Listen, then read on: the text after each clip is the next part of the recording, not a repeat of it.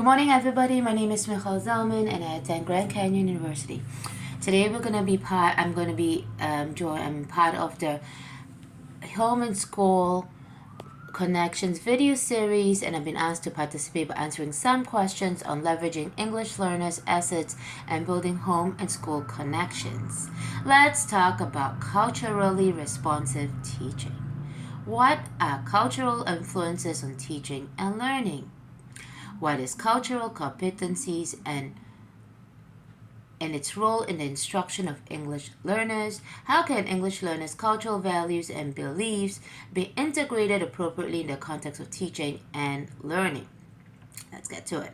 Cultural influences can significantly impact the instructional methods where the educator would incorporate within the English language learning styles and preferences. For example, an English language and EL student, which is English language student from China, may prefer a teacher-led approach, which is a frontal approach, where they passively acquire knowledge from the educator while she's explaining the lesson.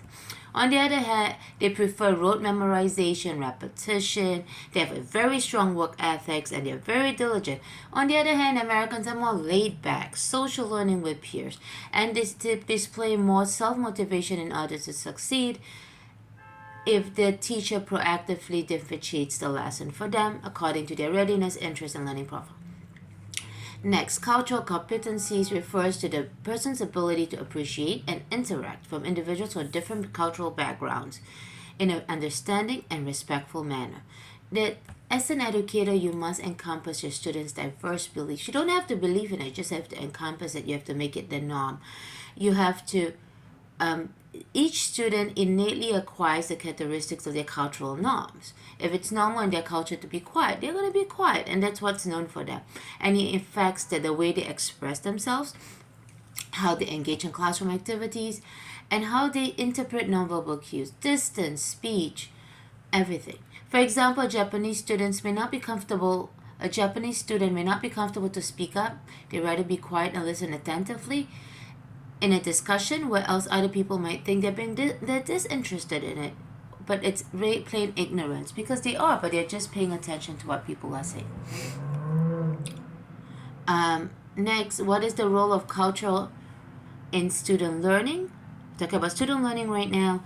The role of culture in student learning is determining the learning style and how they activate prior knowledge and engage in classroom activity learning.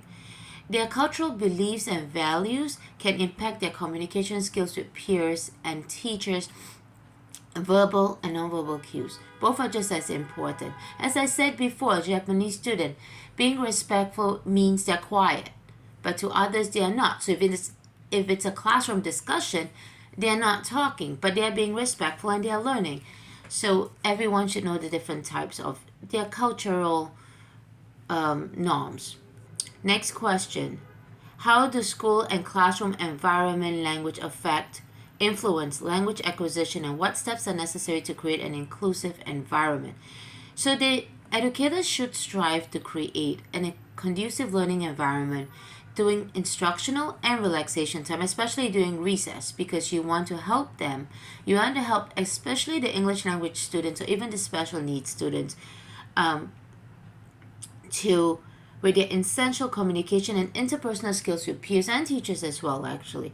It's very crucial to implement the language immersion strategy, where the EL students learn their language and content subjects in English, such as science, math, social studies in English. And most importantly, you have to have a safe and engaging and encouraging environment for everyone, where people are willing to take academic risk and make mistakes without the fear of being ridiculed. What are some strategies for supporting and celebrating cultural diversity within instructions?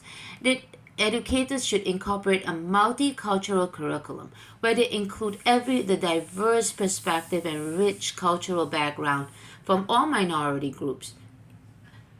They should, for example, if they teach Islamic history, they don't have to go so much into it, but if it's during the month of Ramadan, what is Ramadan? Ramadan is a month of fasting, prayers, and reflectors for the Muslims. Very introspective time for them. So what happens is they can actually talk about it to the class and just explain to them, and maybe have a bulletin board of what the interesting cultures and the interesting holidays that's coming up. And it'll be fun for everyone. And additionally, educators can call their parents in, the English language learners' parents in, just for a question and answer session where where they can promote, openly embrace their culture and accepts them, and promote cultural awareness and challenge unconscious biasness among peers. Now let's talk about strategies of leveraging home languages by implementing effective ways of multilingual greeting. Good morning in so many languages. Boker tov, which is in Hebrew. Any other language that you know, just shoot it out. Just put it on the board. Let's have fun with it. And then you can watch short movies, music, arts. And I like the specific one to display the cultures so everyone can see. Chinese New Year. Let's have Chinese words on the board. So let's understand each other's culture. Now, supporting the needs of English language learners in the classroom, what are some strategies for responsiveness for different strengths, needs, and identities of EL students, including special needs? They should implement differentiated instruction, which is a proactive instructional approach to address the different needs. The aim is to provide adequate academic and social support and to tailor their approach based on their strength, readiness, and give them a different modality. You can have visual aids, auditory tapes, just to listen, kinesthetic, and in order to achieve the yearly goal. And additionally, you can also show your proficiency in different ways, presentations instead of a midterm. Okay, let's talk about opportunities and approaches to meet the social and emotional needs.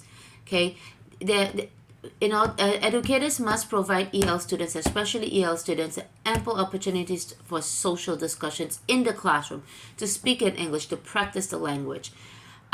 You can do a moral situation and talk about it and see what they would do, whether it's fair, unfair, give them the vocabulary and help them to build up the emotional vocabulary, and make sure to tell the school there's zero tolerance to any bullying. Not unacceptable. Next question, what is the importance of understanding social, emotional, and cultural needs when establishing classroom routines? So when you incorporate their social needs and cultural needs within the classroom, you'll find it easier to implement and enforce it throughout the year. They'll be more willing to participate, they are more self-engaged, and they feel a strong sense of belonging.